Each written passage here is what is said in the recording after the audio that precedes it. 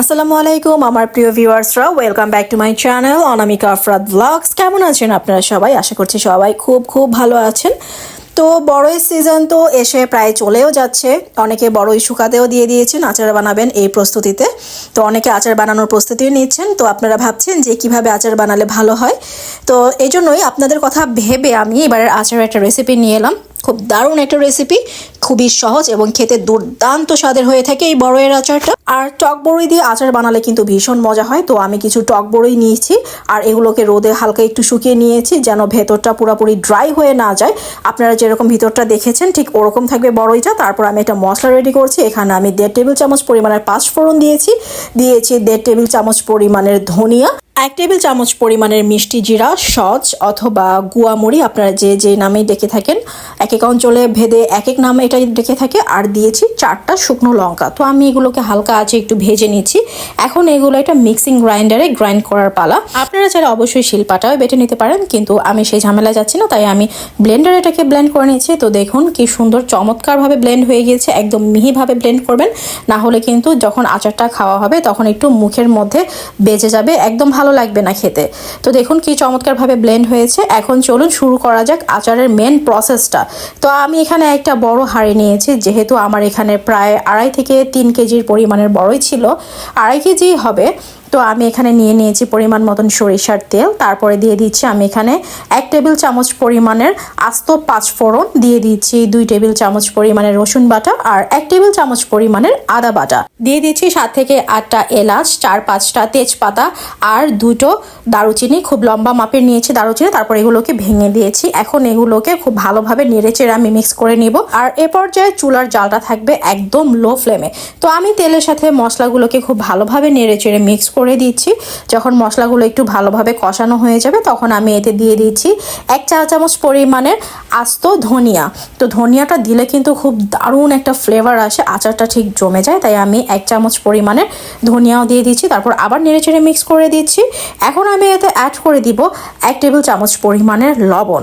তারপর এতে দিয়ে দিব আমার সেই ধুয়ে ভিজিয়ে রাখা বড়ইগুলো। আর আমি কিন্তু বড়ইগুলো একটু ভিজিয়ে রেখেছিলাম, রোদে শুকানোর পরে ধুয়ে তারপর একটু ভিজিয়ে রেখেছিলাম। এতে বড়ইগুলো একটু নরম হয় আর খেতে কিন্তু খুব ভালো স্বাদের হয়। যেই তেল মশলাগুলো আমরা ব্যবহার করি, তেল মশলা চিনি গুড় এগুলো সব খুব ভালো মতন বড়ইয়ের ভেতরে ঢুকে যায়। তার জন্য বড়ইটাকে একটু ভিজিয়ে জলটা ঝরিয়ে নেবেন।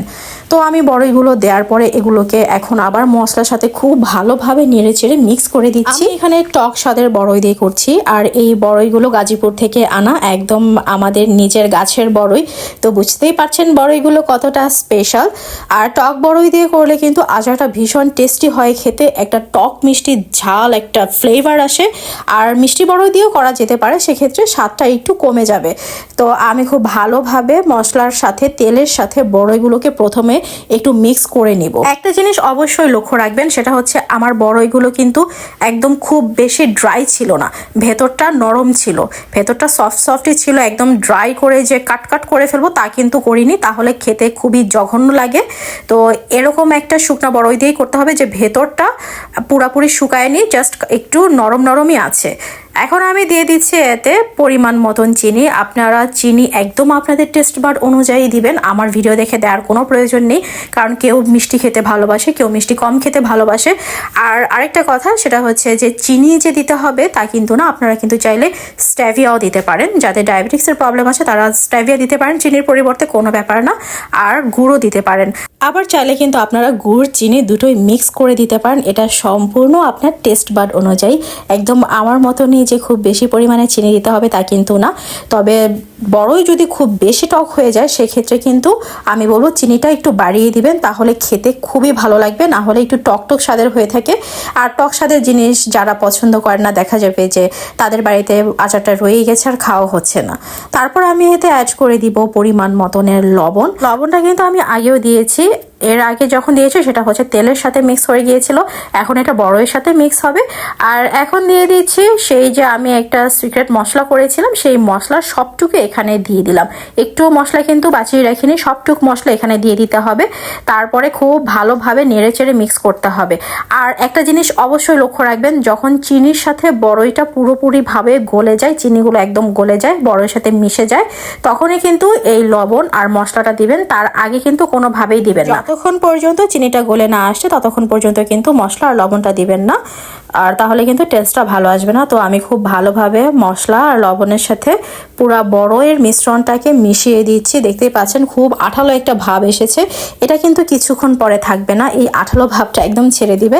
এই পর্যায়ে আপনারা চুলার জালটা মিডিয়াম হিটে রাখবেন।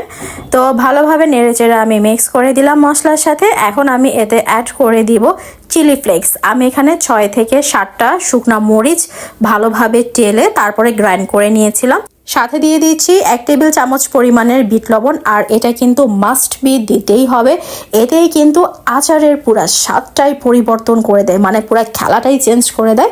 এখন আমি দিয়ে দিচ্ছি এখানে 3 টেবিল চামচ পরিমাণের ভিনেগার। ভিনেগারটা অবশ্যই দিতে হবে, এতে আচারটা অনেক দিন আপনারা ফ্রিজে সংরক্ষণ করে রাখতে পারবেন। এই বড়ইয়ের আচারটা যারা অনেক দিন সংরক্ষণ করে রাখতে চান, যারা অনেক দিন ধরে রেখে খেতে চান, তাদের জন্য ভিনেগারটা অবশ্যই দিতে হবে। আর না হলে কিন্তু বড়ের আচার খুব দ্রুত একটা বাজে স্মেল ছড়াবে আর নষ্ট হয়ে যাবে। So vinegar must be. শুধুমাত্র বড়ের আচার বলে কোনো কথা না, যে কোনো আচারেই ভিনেগার হচ্ছে মাস্ট, এবং সেটা দিতে হবে শেষে। প্রথম দিকে দিলে কিন্তু তেতো হয়ে যাবে আচারটা বা টক হয়ে যাবে। তো আচারটা যখন প্রায় হয়ে আসবে তখন এতে ভিনেগারটা অ্যাড করে দিতে হবে। আর যদি আপনারা ঝাল আর একটু বাড়িয়ে খেতে চান সেক্ষেত্রে কিন্তু আপনারা অবশ্যই মরিচের গুঁড়াটা ব্যবহার করবেন। আমি মরিচের গুঁড়াটা ব্যবহার করিনি, যেহেতু চিলি ফ্লেক্স দিয়েছি। সেই সাথে সিক্রেট মশলাটা রেডি করার সময় কিন্তু পাঁচফোড়নের সাথে আমি 4টা শুকনো লঙ্কা দিয়েছিলাম। আচারটা যখন প্রায় হয়ে আসবে তখন কিন্তু অনবরত নাড়তে হবে। আর আচারের ঘনত্ব অথবা কনসিস্টেন্সিটা দেখতেই পাচ্ছেন খুব চমৎকার এসেছে। আপনারা এ পর্যায়ে চুলার জালটা একদম লো ফ্লেমে 4 থেকে 5 মিনিটের মতন রাখবেন। আচারটাকে কিন্তু বেশি শুকিয়ে ফেলা যাবে না, তাহলে কিন্তু খুব ড্রাই হয়ে যাবে, খুব ড্রাই লাগবে খেতে। একদমই রসালো ভাবটা থাকবে না, তখন খেতে ভালো লাগবে না। তো একটু যখন রসালো ভাবটা থাকবে তখনই আচারটা খেতে খুব ভালো লাগবে। তো এ পর্যায়ে দেখতেই পাচ্ছেন যেরকম আমি একটু রস রেখেছি ওভাবে আচারটা রাখবেন, কারণ এটা যখন ঠান্ডা হয়ে যাবে তখন আরও অনেক বেশি রসটা শুকিয়ে যাবে অথবা টেনে যাবে। তো আমার ভিডিওটি এই পর্যন্তই। যদি ভালো লাগে থাকে লাইক, কমেন্ট, শেয়ার, সাবস্ক্রাইব করবেন। আজকে এই পর্যন্তই। সবাই ভালো থাকবেন, সুস্থ থাকবেন। আল্লাহ হাফেজ।